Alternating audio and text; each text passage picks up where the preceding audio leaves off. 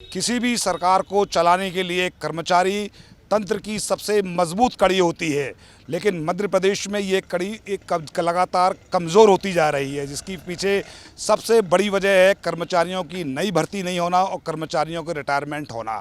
हमारे साथ मौजूद हैं राज्य कर्मचारी कल्याण आयोग के अध्यक्ष रमेश शर्मा जी। उनसे पूछेंगे कि इस मुसीबत से सरकार को निकालने के लिए उन्होंने क्या सुझाव दिए हैं। बताइए रमेश शर्मा जी, कर्मचारियों की कमी और रिटायरमेंट के चलते कर्मचारियों की संख्या लगातार कम हो रही है, आपने क्या सुझाव दिए हैं सरकार को ताकि इस मुश्किल से सरकार को बाहर निकाला जा सके और कामकाज में कोई असर ना पड़े? माननीय मुख्यमंत्री जी द्वारा लगातार प्रयास किया जा रहा है, शासकीय विभागों में जो रिक्त पद है उनमें शीघ्र भर्ती हो, और लगातार माननीय मुख्यमंत्री उसकी समीक्षा भी कर रहे हैं। कल्याण समिति के माध्यम से हम ये प्रयास कर रहे हैं कि जल्दी से जल्दी इन रिक्त पदों पर भर्ती हो, लेकिन वर्तमान समय में कई विभागों में कर्मचारी लगातार कम हो रहे हैं।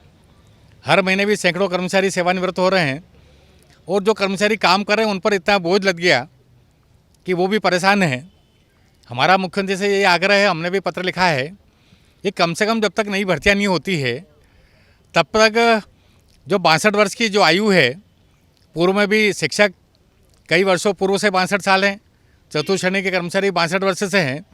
हमारी आशा है कि कम से कम जब तक भर्ती नहीं हो पाती है इनकी आयु में वृद्धि की जावे, ताकि शासकीय कार्य भी प्रभावित नहीं हो।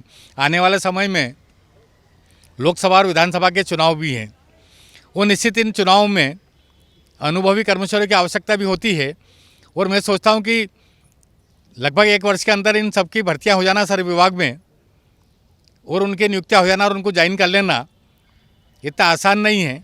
तो सरकार चाहे तो कुछ न कुछ उसमें वृद्धि करना मेरे हिसाब से उचित होगा। क्या इस वृद्धि से सरकार पर कोई आर्थिक बोझ पड़ेगा अथवा नहीं?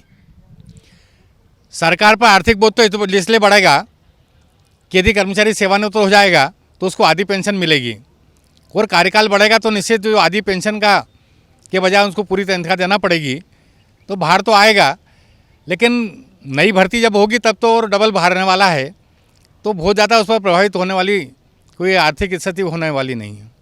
अच्छा, नई भर्ती नहीं हो पा रही है और कर्मचारियों की सेवा वृद्धि की सिफारिश नहीं मानी जाती है, तो मध्य प्रदेश में कर्मचारी तंत्र की क्या स्थिति हो?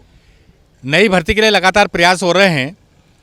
कई विभागों की नई जो नियुक्तियां होना है उसके लिए विज्ञापन के माध्यम से शासन द्वारा यहाँ प्रेषित किया गया है, और भर्तियां तो निश्चित होना ही हैं, लेकिन उस पर निश्चित एग्ज़ाम होना, फॉर्म बुलाना, इंटरव्यू होना, उसके बाद उनकी नियुक्ति आदेश के पश्चात उसकी प्रक्रिया में समय लगने वाला है।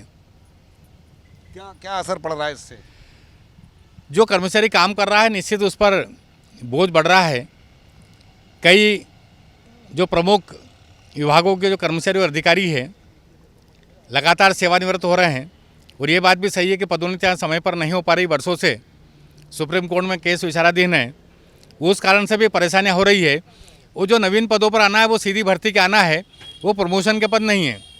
इस कारण से भी कर्मचारी सीधा भर्ती होने के बाद योग्य हो जाएगा और बड़े पदों पर वो काम कर लेगा, यह भी कोई आसान नहीं है। कर्मचारियों की कमी से कर्मचारियों पर भार बढ़ रहा है, वहीं सरकार का जो विकास है वो भी कहीं ना कहीं इससे प्रभावित होने की आशंका नज़र आने लगी है। यदि सरकार कर्मचारियों को सेवा वृद्धि देती है तो शायद कर्मचारियों का जो कमी की समस्या है उससे कुछ हद तक निजात पाया जा सकेगा। कैमरामैन कमलेश के साथ संजय रायजादा, इंडिया फर्स्ट, भोपाल।